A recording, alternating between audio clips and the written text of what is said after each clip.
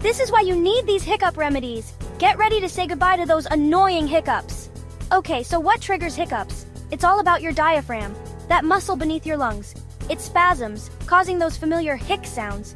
Eating too quickly, drinking fizzy drinks, or even sudden excitement can set them off. But don't worry, we've got 3 quick fixes. First, try holding your breath. Take a deep breath, hold it in, then slowly exhale. Sometimes this resets your diaphragm. Second, sugar.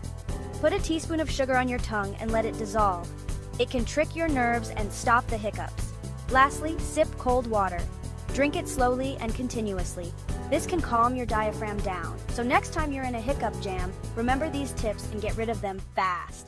Stay hiccup-free, friends.